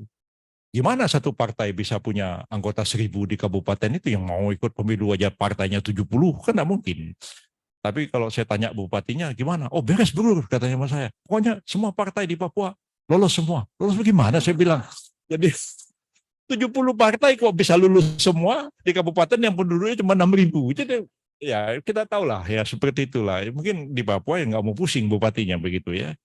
Jadi ya seperti itulah kenyataannya. Jadi memang kita itu selalu dihadapkan kepada dilema, ya. Dilema dari satu pendulum ke pendulum yang lain, ya. Dulu diberi kebebasan partai politik oleh Pak Harto, banyak-banyak partai bikin pusing kan gitu kan. Lalu direkayasa salah hanya 2 parpol, 1 Golkar tadi. Nah, orang marah mau bikin partai bebas. Udah diberi kebebasan kayak sekarang orang bikin, waduh mau dibatasi lagi partai. Nah, dibatasinya itu tidak dengan undang-undang, terus sekarang ini dipersulit untuk disahkan sebagai badan hukum dan dipersulit untuk bisa ikut dalam pemilu. Tapi dari segi undang-undang dasar, ya kalau tahun 45 dan seterusnya itu tidak ada kata-kata partai politik, ya sekarang dengan amandemen UUD 45 paling tidak itu ada 3 kali partai politik disebutkan di dalam UUD 45, ya. Pertama dalam hal pencalonan presiden dan wakil presiden, ya. Pasangan calon presiden wakil presiden diusulkan oleh partai politik peserta pemilihan umum sebelum pemilihan umum dilaksanakan. Nah itu tafsirnya pun jadi panjang juga tafsir apa itu, yaitu ya kita berkali-kali juga memperdebatkan itu di MK ya. Nah lalu kemudian ada partai politik disebutkan juga sebagai pasal 22E ya, bahwa tentang pemilu disebutkan bahwa peserta pemilihan umum untuk badan legislatif itu adalah partai politik. Nah, lalu satu lagi partai politik disebutkan dalam kewenangan Mahkamah Konstitusi untuk memutus pembubaran partai politik. Jadi partai politik sebenarnya sudah mendapat penguatan dalam konstitusi kita dibanding dengan sebelumnya, dan kemarin ya sampai hari ini masih ada tanda tanya. Saya belum tahu apakah MK akan memutuskan apa ya sehubungan dengan pengujian material tentang pemilu kita mau dilaksanakan apakah proporsional terbuka atau proporsional tertutup.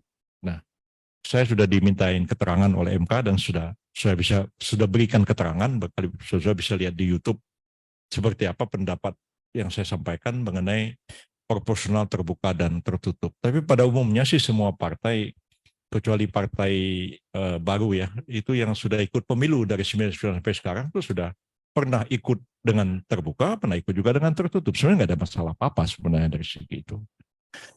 Oke, saya kira itu yang dapat saya sampaikan. Kalau dia mau tanya, silakan. Waktunya udah terbatas. Mau sembahyang Jumat. Ya. Silakan Bang Kali. Iya. Ya, terima kasih Prof. Silakan diminum dulu Prof. Ini 1,5 jam nonstop ya. Luar biasa. Saya juga ingin menyapa kawan-kawan di Zoom, ada dari Universitas Andalas, Universitas Jambi, dan banyak lagi penyelenggara pemilu yang ikut karena mumpung pendaftaran partai katanya mengokohkan pengetahuannya soal partai politik. Ini yang hadir juga mahasiswa S1, S2, S3, dan juga ada umum ya yang ikut bergabung dari luar FHUI. Ini tandanya kita memang harus adakan lagi ya Prof ya. Karena maksud saya mengambil legitimasi bahwa yang nanya hanya bisa 2. Karena ini hari Jumat dan kita harus sholat Jumat. Tadi ngomong-ngomong soal Papua, kawan saya dari S3 UI ada yang dari Papua, Prof. dosen dari Universitas Cendrawasih. Jadi PR ya, supaya di Papua itu harusnya selalu bicara role model yang progresif begitu. Nah ini PR-nya Kak Tom nanti. Silakan kawan-kawan diutamakan dulu untuk mahasiswa di mata kuliah Parpol ya. Ada nggak mahasiswa Parpol di kelas saya yang mau bertanya? Kelas Parpol kan? Ya 1.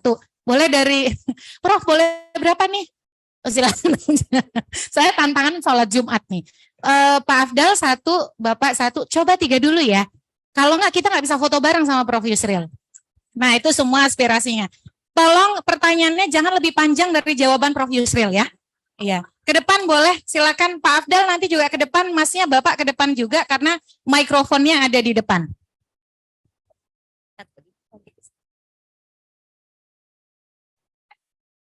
Ini aja ke depan aja tuh biar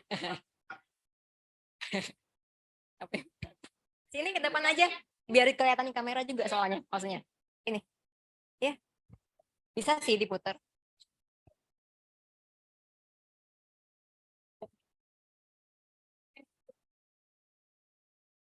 Oke, selamat pagi, selamat siang semua.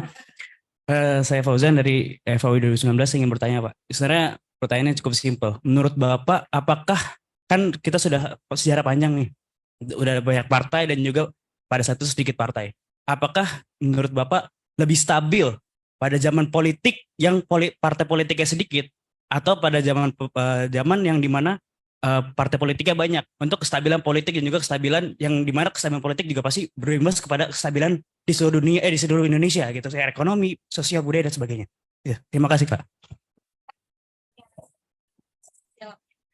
Ya silakan lanjut, udah Afdal nih mahasiswa S3 kita. Oh ya, duluan Bapak silakan Pak. Bismillahirrahmanirrahim, Prof. Yusril yang saya hormati, saya dari Dewan Dakwah Islam Indonesia. Yang pertama ya, di majalah di Koran Abadi tahun 1970-an ada berita yang cukup menggemparkan.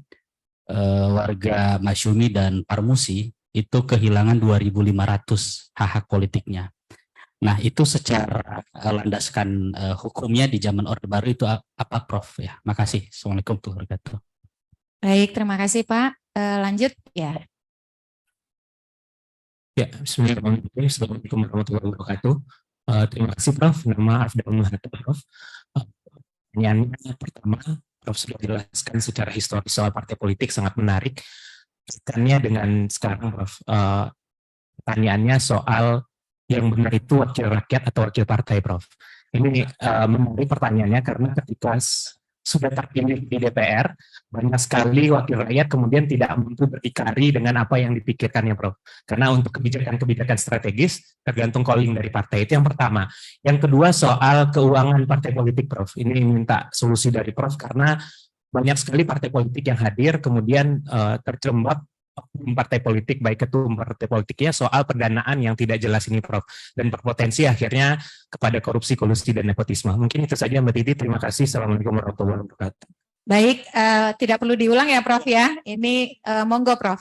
Baik, sebenarnya tidak ada sebuah sistem yang dapat dikatakan lebih baik, satu sistem A lebih baik daripada sistem B dan sebaliknya. Segala sesuatu itu harus disesuaikan dengan kenyataan-kenyataan empiris dari politik yang berlaku di sebuah negara. Ya.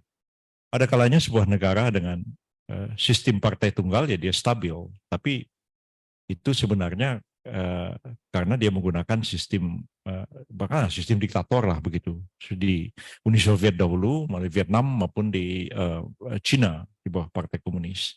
Tapi dengan biparti, dengan 2 partai itu bisa stabil atau tidak, yaitu memang bisa stabil. Seperti di Amerika Serikat dan di Inggris sebenarnya ada partai Kongres dan partai Demokrat, ada partai buruh dan partai liberal di Inggris. Ada juga negara yang itu memang lebih stabil dan dia bisa bergantian memerintah. Ada partai di negara yang menganut sistem apa namanya, jadi partainya itu banyak, tapi ada partai yang dominan, satu partai yang dominan. Cukup lama itu bertahan, seperti di Jepang ada partai LDP, Liberal Democrat Party, dan walaupun ada partai-partai lain di Jepang, ada partai Komeito, misalnya itu partai Buddhis Jepang. Di India dulu partai Kongres dominan di India, begitu juga di Pakistan itu Liga Muslim, Pakistan Muslim, partai dominan di Pakistan, tapi setelah 3 dekade itu mengalami kemerosotan, maka muncul partai BJP, ya, Bharatiya Janata Party di India, ataupun muncul juga partai rakyat Pakistan dipimpin oleh Zulfikar Ali Bhutto pada waktu itu. Jadi mulai menggoncang kekuatan dari Muslim League. Dan itu memang berjalan demokratis dari awal. Agak beda dengan Golkar, ya. Golkar itu partai yang memang diciptakan untuk menang. jadi mau bagaimana, pokoknya Golkar itu dapat 63%, ya. Dan jadi logika politik di negara-negara lain itu bisa terbalik di Indonesia ini, ya. Jadi bukan karena Golkar menang pemilu Pak Harto jadi presiden, bukan. Karena Pak Harto jadi presiden maka Golkar selalu menang pemilu, ya. Itu terbalik logikanya itu. Jadi itu yang terjadi kita itu karena memang pemerintahannya Pak Harto itu intinya kan militer, ya. Jadi militer itu hanya untuk ada bajunya demokrasi, ya dia dilegitimasi dengan keberadaan partai politik yang sebenarnya juga sudah diatur-atur oleh pemerintah Orde Baru pada waktu itu. Jadi ya semua ada plus minusnya, ya ada kekurangannya Pak Harto, tapi secara teori pembangunan sih barangkali benar, ya, karena tidak mungkin ada pembangunan ekonomi tanpa adanya stabilitas politik. Nah, karena ini dalilnya Ali Murtopo di buku yang saya sebutkan tadi, karena katanya di Indonesia ini tidak ada kekuatan politik yang dominan. Memang nggak ada, ya. Pemilu tahun 55 itu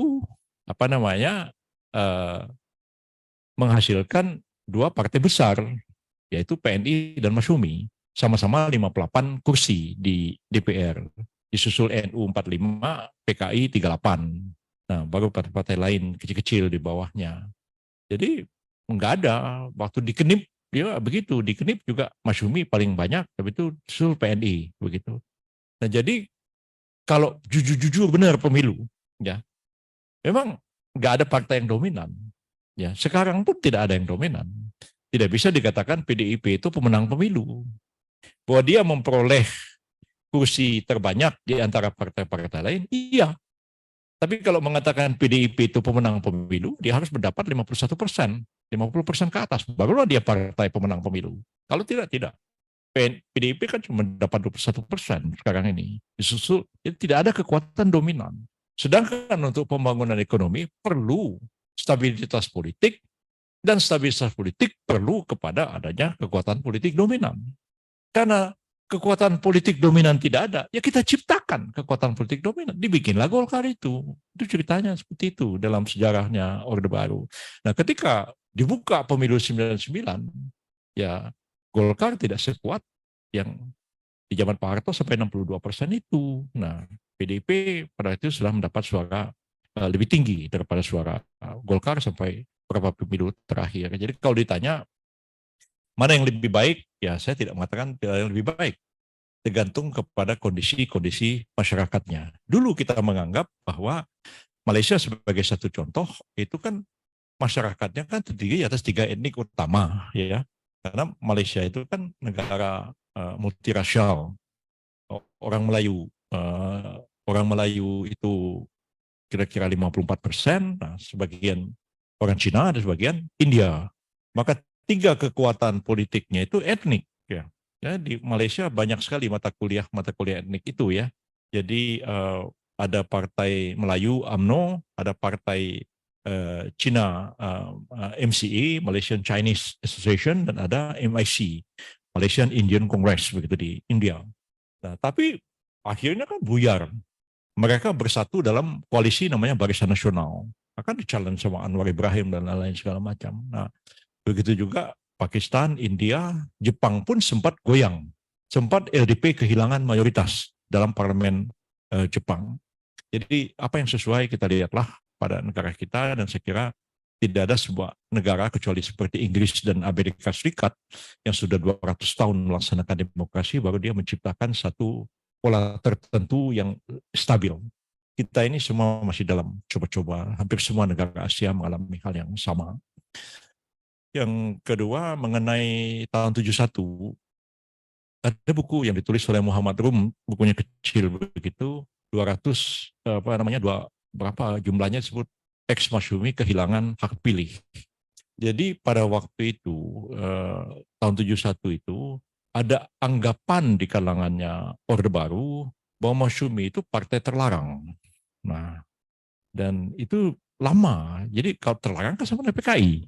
Nah, saya sendiri pernah mempelajari hal itu. Kalau saya baca, kan tadi yang di dalam Perpres 759 itu, Masyumi bubar. Masyumi disuruh membubarkan diri, melaksanakannya itu sendiri.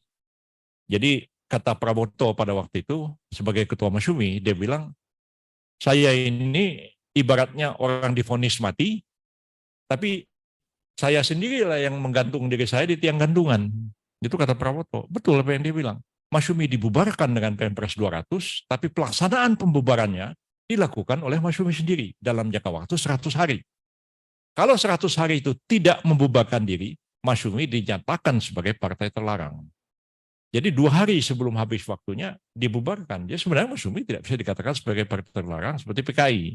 Tapi tahun 71 itu masih ada anggapan seperti itu, dan biasa ketika dilakukan pantarlih ya, pendaftaran pemilih ya, cukup banyak tokoh-tokoh Masyumi di daerah-daerah itu yang oleh KPU daerah tidak didaftarkan sebagai peserta pemilu karena dianggap adalah anggota partai terlarang. Nah, jadi cukup lama waktu untuk mengklarifikasi Masyumi itu bukan partai terlarang. Dan saya kira makin jelas pada akhir kekuasaan Pak Harto ya, ketika dia memberikan bintang-bintang kehormatan dia kepada Muhammad Natsir, Habibie ya, memberikan bintang Republik Indonesia kepada Muhammad Natsir. Dan saya bintang Republik Indonesia itu bintang tertinggi yang diberikan Presiden sesudah itu ya pahlawan nasional. Jadi diberikan kepada Muhammad Natsir, itu mulai lihat, wah kalau gitu sudah ada perubahan. Lalu pada masa SBY malah 3 orang yang saya sebut tadi itu, Natsir, Burhanuddin Harahap, dan Syafruddin diangkat menjadi pahlawan nasional. Bahkan oleh Jokowi, Kasman Singodimojo juga sudah diangkat menjadi pahlawan nasional. Jadi sejak itu sih tidak sekarang juga ada orang mendirikan partai dengan nama Masyumi juga nggak dilarang juga oleh pemerintah kan. Jadi sudah clear ada. Nah sekarang ada. Lalu yang ketiga tadi apa ya? Lupa saya. Oh, ya itu pertanyaannya. Ya ini petugas partai atau petugas rakyat kan begitu. Namanya. Jadi ya ada yang bilang begitu. Jadi kalau Pak Jokowi itu petugas partai, kalau ini kita bukan, kita petugas rakyat katanya kan begitu. Nah, jadi memang dulu itu dipertanyakan ya. Ini kaitannya dengan sistem proporsional terbuka dan tertutup. Nah, kalau saya menganggap begini, kalau merujuk ke pasal 22E, ya peserta pemilu legislatif itu DPR, DPRD, itu kan adalah partai politik. Peserta DPD itu perorangan. Jadi sebenarnya peserta pemilu DPR, DPRD itu bukan perorangan. Ya, pesertanya itu partai politik. Nah, maka ini sebentar lagi seperti apa putusan MK mengenai soal ini. Kemarin itu kan agak terbuka tapi agak tertutup sedikit. Ya, jadi katanya boleh buka tapi jangan buka auratnya katanya begitu. Begitu katanya gitu kan. Nah, jadi belum tahu seperti apa putusan MK ini, tapi sih memang selalu dilema lah ya.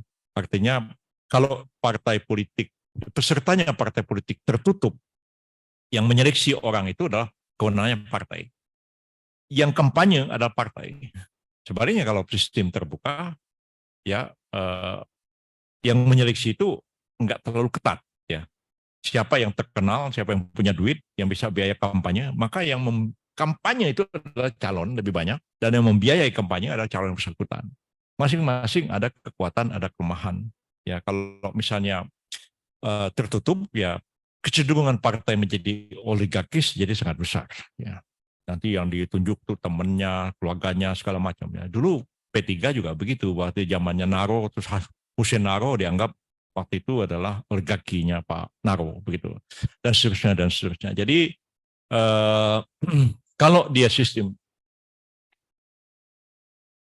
keuangan partai, ya, jadi zamannya sudah berubah ya. Kalau zaman dulu itu orang bikin organisasi, apapun namanya, termasuk partai, itu hidupnya tuh dengan yuran, ya. Jadi orang tuh sadar membayar yuran. Zaman sekarang ini nggak ada orang mau bayar yuran itu, ditagih pun nggak mau bayar, gitu ya. Jadi itu yang saya olok-olok sama Pak Jokowi, saya bilang kalau zaman dulu itu ya pemimpin partai itu ya tokoh-tokoh politik itu orangnya kurus kering, ya. Nah kalau pidato di podium batuk-batuk orangnya itu, tapi makin kenceng batuk-batuknya itu makin berwibawa dia di mata para pengikutnya. Nah, kalau zaman sekarang ya gitu-gitu, Bapak ada pensiun aja deh Pak, udah batuk-batuk begitu ya. Cari yang gemuk-gemuk sedikit lah, begitu jadi pemimpin yang bisa traktir orang makan di hotel segala macam. Jadi memang politik itu sudah jauh berubah ya dibandingkan dulu itu idealisme tinggi, ideologi berperan. Sekarang ini ideologi itu sudah relatif begitu, dan kemudian faktor finansial menjadi sangat penting sekarang. Walaupun diaudit bagaimanapun, tapi nggak ada juga yang diaudit benar semua ya. Jadi kenapa? Karena habis pemilu diaudit. Misalnya biaya pilpres kan nggak pernah terbuka berapa.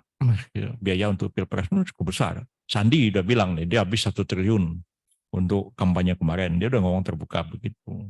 Nah jadi saya kira sih memang terbuka tertutup ini ada kelemahannya masing-masing. Apakah dia wakil partai ataukah dia wakil rakyat? Ya sebenarnya in between seperti itulah ya. Ada arahan daripada partai kepada fraksi di DPR begitu. Tapi ada kalanya juga partai memberikan kebebasan kepada anggota fraksi untuk berpendapat berbeda dengan fraksinya. Itu pun kadang-kadang juga terjadi dalam sejarah kepartaian kita. Ya, jadi mungkin sih idealnya ya namanya DPR, Dewan Perwakilan Rakyat. Hanya pesertanya adalah partai politik. Nah, jadi hanya mediumnya aja. Seperti juga lah presiden dipilih rakyat. Tapi yang bisa mencalonkan presiden hanya partai politik peserta pemilu. Enggak semua partai juga bisa mencalonkan orang jadi presiden. Kecuali dia sudah ditetapkan sebagai peserta pemilu. Ya walaupun sekarang ini jadi debat mengenai threshold 20%. Ya dulu diuji oleh teman-teman Effendi Ghazali dan lain-lain. Dia bilang ke saya, ini Bang katanya, kita uji aja ini supaya pemilu serentak. Kalau sudah pemilu serentak kan udah nggak ada lagi threshold. Mau bagaimana orang pemilunya belum? Tapi pemerintah nggak hilang akal. Ya thresholdnya dipakai yang di pemilu sekarang dipakai 5 tahun yang akan datang. Nah itu padahal 5 tahun sekali pemilu itu kan orangnya mungkin sudah mati ya. Lagi generasi baru. Bisa aja partai yang hari ini dapat suara 5 tahun lagi udah nggak ada suaranya di DPR. Ya. Tapi ya diuji ke MK. MK-nya bilang, tapi kan udah tahu ini bisa dipakai 5 tahun yang akan datang. Jadi ya, saya juga bingung melihat begini. Jadi mengenai threshold itu saya bilang sama teman-teman itu 31 kali kalau nggak salah diuji, selalu ditolak oleh MK. Jadi bilang saya udah kehabisan ilmu menghadapi MK ini. Jadi pernah saya terakhir menguji itu, saya bilang ini semua saya udah pakai menguji ini, udah pakai filsafat hukum dan teori ilmu hukum. Habis-habis saya tulis ini. Tebal saya tulis begini. Tapi apa yang terjadi? Ya, argumen saya itu dinyatakan NO oleh MK gara-gara Haji Roma Irama. Aduh, Pak Haji ini bikin capek saya. Jadi Pak Haji ini cerita begini, ada kubur nafsu Pak Haji ini kan, baru keluar undang-undangnya langsung didaftarkan uji. Karena dia daftar lebih dulu, saya daftar belakangan. Ya, maka disidangkan yang permohonannya Oma ditolak oleh MK. Yang punya saya nebis idem. Bilang Pak Haji, aduh capek kita ngadapin begini nih gitu. Jadi kadang-kadang dia bikin argumen maunya dia kan ditolak betul MK. Ya saya nebis. Jadi NO, jadi capek saya ngadapin ini ya udahlah. barangkali satu saat ya kalau presidennya mau sih bisa aja presiden keluarkan perpu tiba-tiba dihilangkan threshold, bisa aja ya. Sebelum pendaftaran presiden bulan Oktober yang akan datang nih, barangkali ya Jokowinya udah pusing barangkali ya ngadapin ini kok tiba-tiba ya Ganjar, tiba-tiba ini tambah Mega, udah kata Jokowi saya batalin aja ini apa undang-undangannya pakai perpu, siapa aja partai pemilu bisa jadi calon presiden, bisa aja. Terima kasih banyak, benar-benar kita lagi. Kita masih perlu kuliah-kuliah berikut dari Prof. Yusril, masih banyak hal yang belum sepenuhnya saya yakin teman-teman merasa tuntas ya. Karena waktu kita pendek memang hanya 2 SKS Prof. Tapi mudah-mudahan ini berarti janji untuk datang lagi ya Prof ya. Dan ini yang ikut hampir 200 orang di Zoom dengan dari berbagai universitas. Terima kasih. Ini juga ada teman-teman dari beberapa NGO ikut berhadir. Semoga memberikan manfaat. Kami dari bidang studi hukum tata negara senang sekali. Saya tidak perlu mengulang ya karena sudah ada yang pesan Prof. Kalau yang tadi nanya harus foto dulu dong kayak kuliah di hukum darurat. Nah, jadi silakan foto dulu bagi yang nanya tadi cepat ke depan 3 orang, nanti kita foto bareng. Setelah itu kita foto bersama ya. Semua ya. Tapi katanya Pak Abi juga dosen HTN mau foto karena bajunya sama-sama putih dengan Prof.